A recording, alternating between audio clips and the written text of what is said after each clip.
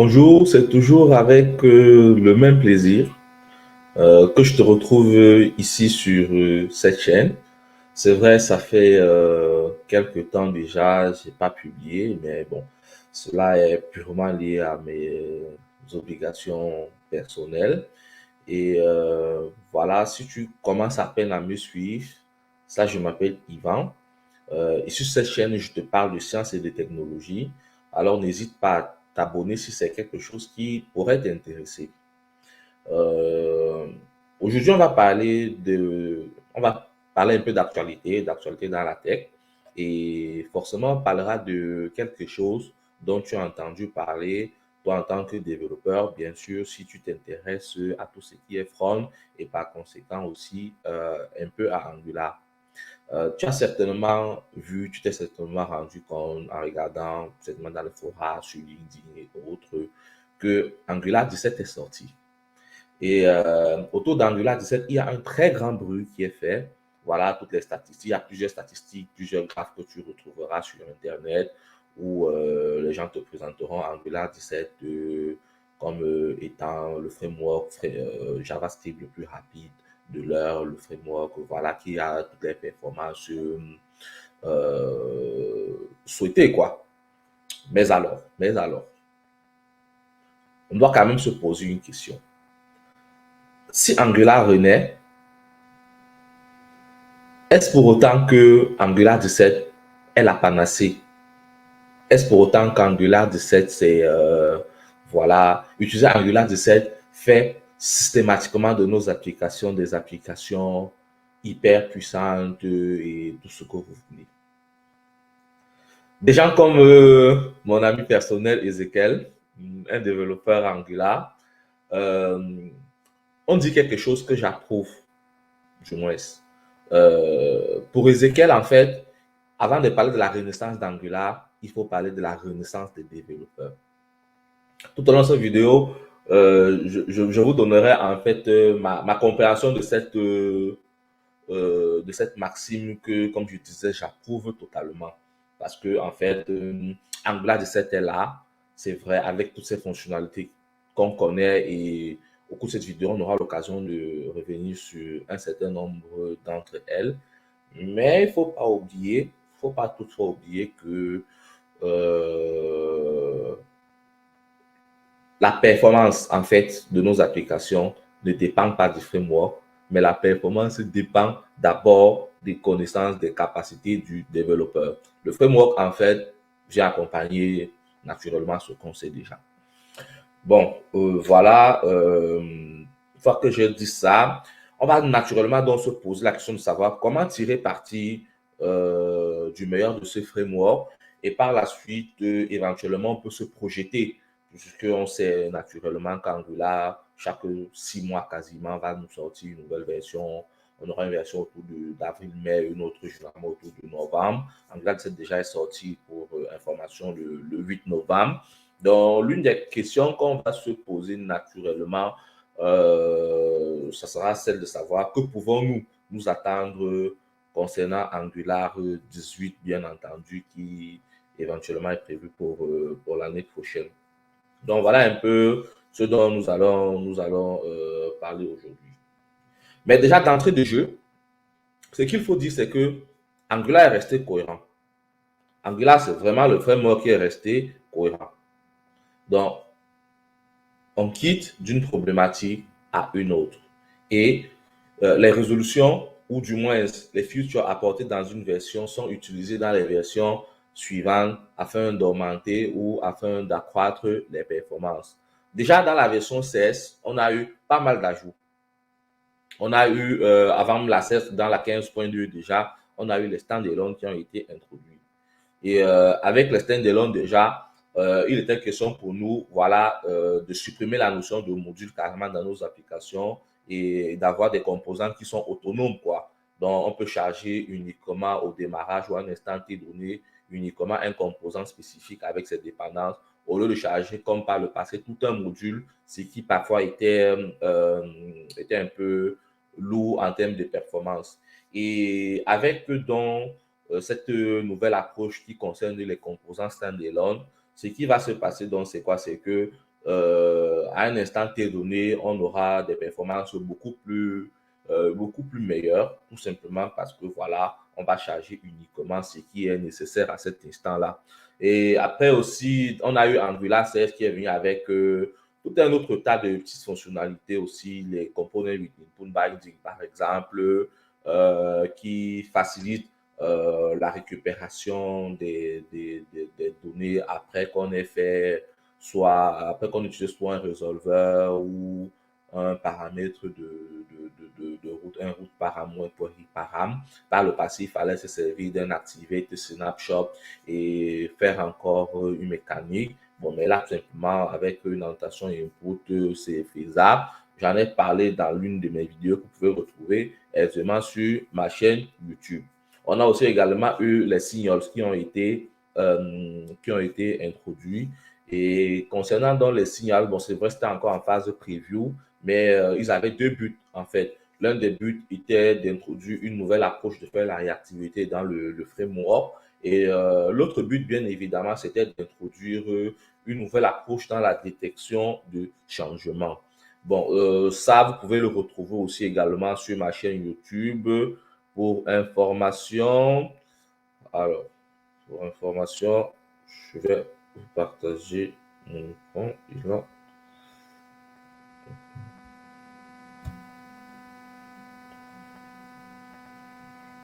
partager. Donc, là, pour information, si vous allez sur ma chaîne YouTube et vous sélectionnez juste ces avancées majeures en Angular et tout, voilà, dans cette vidéo-ci, je parlais déjà en fait des signals, je parlais aussi également des standalone components. N'hésitez pas à la réécouter en fait, voilà, pour davantage comprendre en fait de quoi il est question, parce que dans cette vidéo, je ne reviendrai pas là-dessus. Donc, une fois que j'ai dit ça, voilà, excusez-moi, hop. Une fois que j'ai dit ça, ce qu'il faut comprendre, comme on disait, c'est Angular 17 est venu avec pas mal de bonnes nouvelles fonctionnalités, mais comment les utiliser, comment profiter de ces bonnes nouvelles fonctionnalités? Alors, l'une des fonctionnalités phares qui ont été introduites avec Angular 17, il s'agit en fait des built-in control. C'est quoi les built-in control? Avant même de parler des built-in control, il faut déjà d'abord noter que Angular s'est doté d'un nouveau site, en fait, d'un nouveau site à l'occasion de la sortie d'Angular 17. L'ancien site, bon, on n'est plus très à jour. Il y a un nouveau site avec un nouveau décor, plus de possibilités, également un nouveau logo aussi. Donc, vous pouvez accéder au nouveau site, bien sûr, en allant sur l'ancien site. Vous aurez un bouton, juste de cliquer dessus et vous êtes redirigé vers le nouveau site. Alors, je vais vous présenter je vais vous présenter un peu quelques nouvelles fonctionnalités qui sont apparues avec le framework. Bon, juste, alors, je vous présente quelques nouvelles fonctionnalités apparues avec Angular 17. Bon, voilà, on se positionne. Voilà le nouveau site déjà qui est sorti à l'occasion avec Angular 17. Il s'agit d'angular.dev. Et quand vous êtes dessus, voilà, vous avez évidemment un salut menu qui vous permet d'être redirigé. Bon, mais ce qui va nous intéresser aujourd'hui sont les ajouts d'Angular 17, du moins les ajouts qui ont un impact significatif.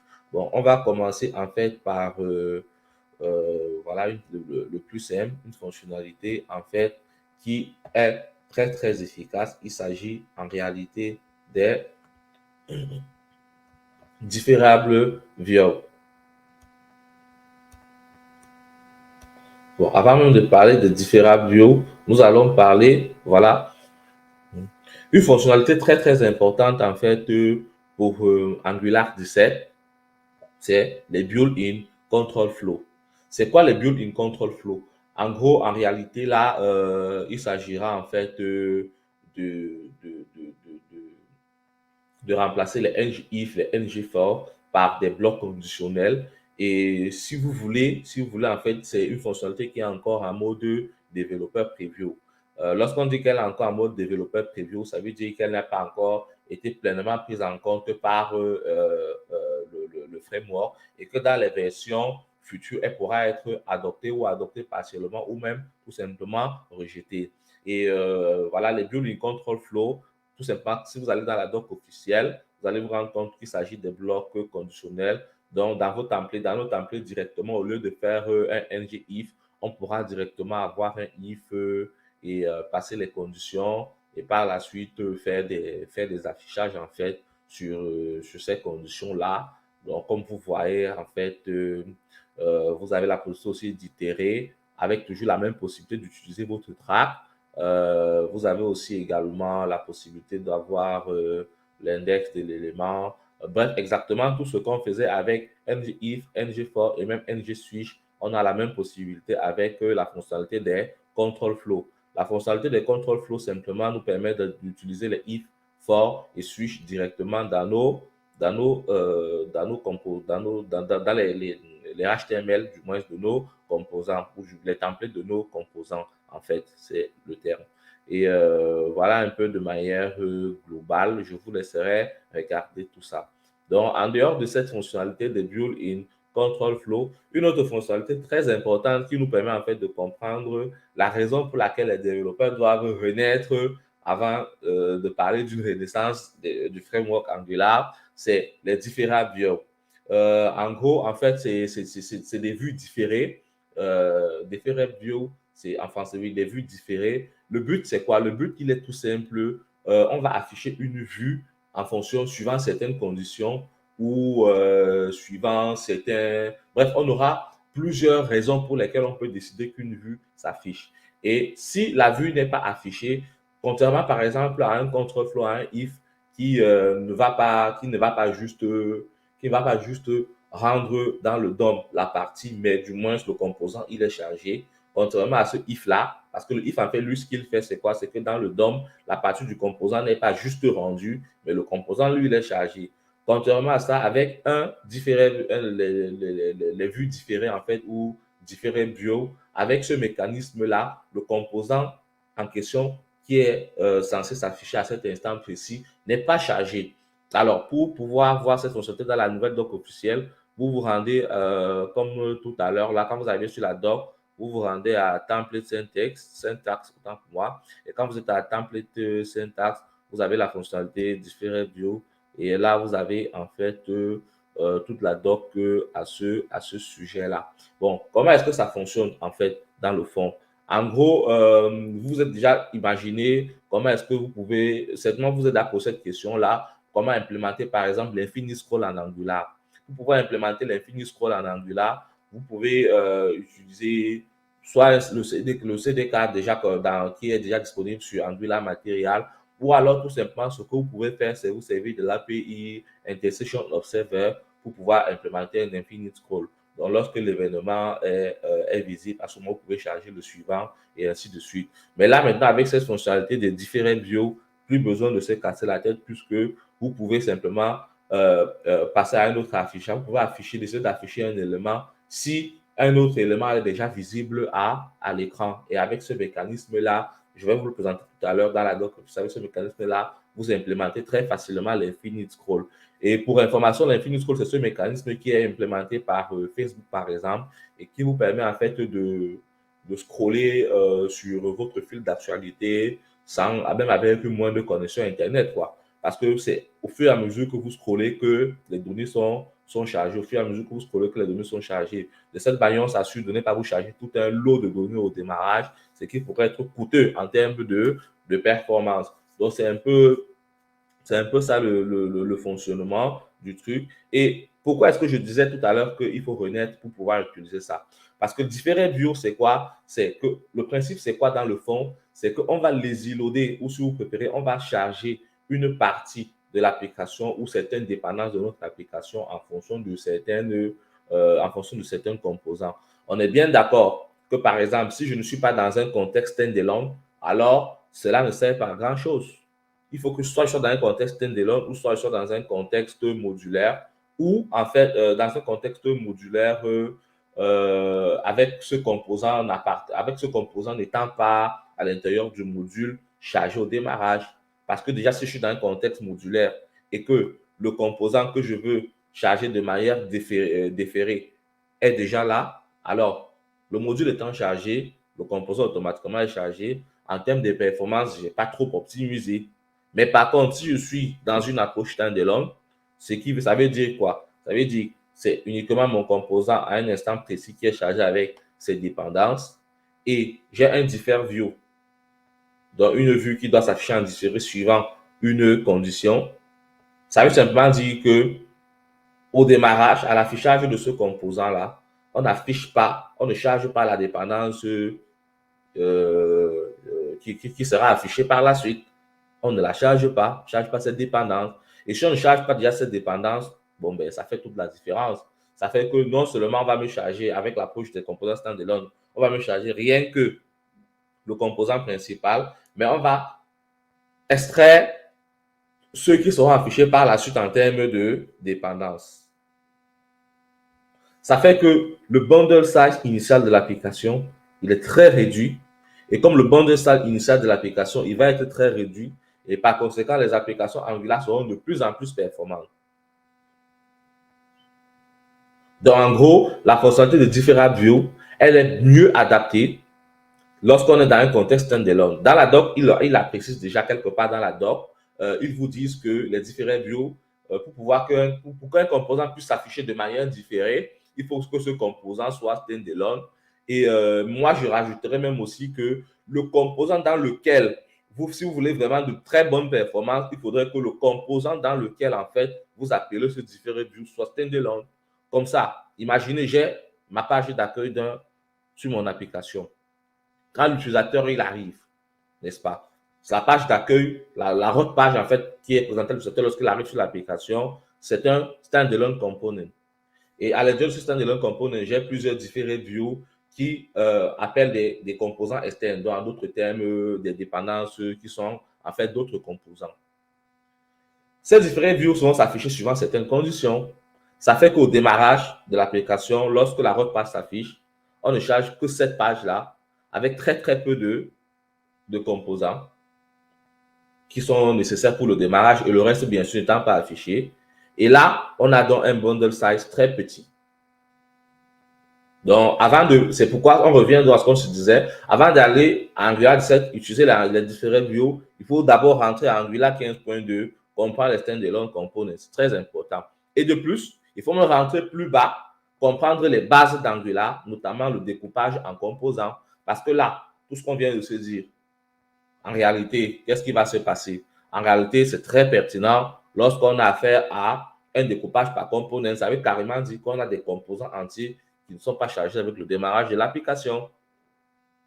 Donc, c'est carrément ça, en fait, la notion de différent view. Donc, c'est une fonctionnalité que moi, particulièrement, j'aime beaucoup aimer parce qu'elle me facilite, en fait, l'implémentation de l'infini scroll dans mes applications. Voilà, là dans la doc, vous avez en fait des explications là-dessus. Pour l'implémenter, il faut se servir de la notation diffère. Et après, vous avez la possibilité de mettre un placeholder. Donc, en gros, avant que votre composant ne soit chargé, le placeholder, il est d'abord affiché. Et vous pouvez même configurer en fait le temps pendant lequel le placeholder, il est affiché. Vous avez aussi la possibilité de mettre un loading, quoi. Donc, par exemple, si votre diffère doit afficher un composant qui est asynchrone, donc en gros, qui fait appel à une API, par exemple, pour récupérer des données. Lorsque vous avez lancé l'appel à l'API, vous pouvez passer en mode loading, voilà, pour informer l'utilisateur que les données sont en train d'être chargées et par la suite, vous affichez les données lorsqu'elles sont disponibles. Éventuellement aussi, vous avez la possibilité d'afficher des erreurs. Bon, maintenant, les diffères peuvent être déclenchés par plusieurs choses. Ça peut être déclenché voilà, par un timer. Vous pouvez dire après 10 secondes après que la page soit rendue, affiche-toi 15 secondes après. Vous pouvez l'afficher suivant une condition, par exemple, suivant que, je ne sais pas, une variable est true dans la classe de votre composant ou pas.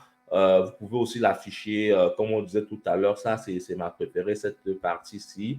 Vous pouvez l'afficher en fait si une partie de l'application est visible.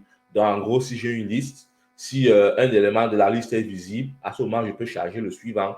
Et pour moi, charger le suivant, c'est appeler l'API pour récupérer en fait le prochain élément. Donc, en gros, je charge les éléments les uns après les autres. Je charge le premier élément et lorsqu'il est visible dans la vue, à ce moment, je peux charger le prochain et ainsi de suite. C'est ça que j'appelle l'infinite scroll. Et bon, vous pouvez aussi voilà, afficher s'il y a interaction. Quoi. Par exemple, si l'utilisateur clique sur un bouton, sur un lien, vous pouvez l'afficher au hover. Bon, je vous laisserai regarder tout ça. Le but pour moi dans cette vidéo, c'est juste de vous donner des idées afin que voilà, vous puissiez par vous-même continuer à fouiller et mieux comprendre les concepts et les préceptes. Une autre fonctionnalité qui, moi, m'a beaucoup plu, en fait, qui a été rajoutée, en fait, avec Angular 17, c'était bien sûr toujours en preview avec Angular 16, c'est la possibilité maintenant de faire une hydratation non destructive, en fait. L'hydratation, déjà, c'est quoi, en fait? L'hydratation, déjà, en fait, c'est en réalité le mécanisme par lequel le navigateur va reconstruire le DOM. Donc, en gros, avec les applications Angular, ce qui se passe, c'est quoi? C'est que vous avez un gros JSON qui est chargé dans votre navigateur. Ce gros JSON, en fait, contient déjà une représentation de votre DOM et le navigateur, lui, il reconstruit ce DOM-là. Le but pour lui de reconstruire ce DOM-là, en fait, c'est de pouvoir rattacher les événements, en fait, rattacher les événements tels que les clics sur les boutons, les clics sur des liens, en fait, à votre navigateur pour que votre navigateur puisse être à l'écoute. Et maintenant, Angular, à partir d'Angular 7, donc maintenant, on a la possibilité d'activer une hydratation, mais cette fois, c'est une hydratation non destructive. Donc, en gros, ce qu'Angular va faire, c'est quoi? C'est que Angular ne va pas recréer le DOM, non, mais Angular va essayer le maximum possible au moment de l'exécution de réutiliser le DOM déjà présent, en fait. Donc, en gros, il s'agira d'une exécution à chaque fois du DOM déjà présent qui a été retourné sous forme de JSON par le serveur. Et de cette façon-là, en fait, ça va vraiment optimiser certaines performances telles que le large content pen, le large content full pen. Le large content full pen, en fait, c'est une métrique en fait qui permet de savoir à quel moment, qui permet de savoir en fait le temps auquel le contenu de la page est entièrement visible sur l'écran. Donc, il s'agit d'une fonctionnalité hyper importante, cette hydratation. Nous l'attendions depuis. Et pour l'activer, tout simplement, vous allez dans votre art et import, vous allez ajouter Provide Client Hydration. Et une autre fonctionnalité aussi très bonne qui a été rajoutée en Angular 17, en fait, c'est la possibilité, en fait, d'avoir le build-up pre-rendering. Donc, en gros, avec le build-up pre-rendering, on pourra générer certaines pages de manière statique, statique avec du HTML, quoi, lors du build.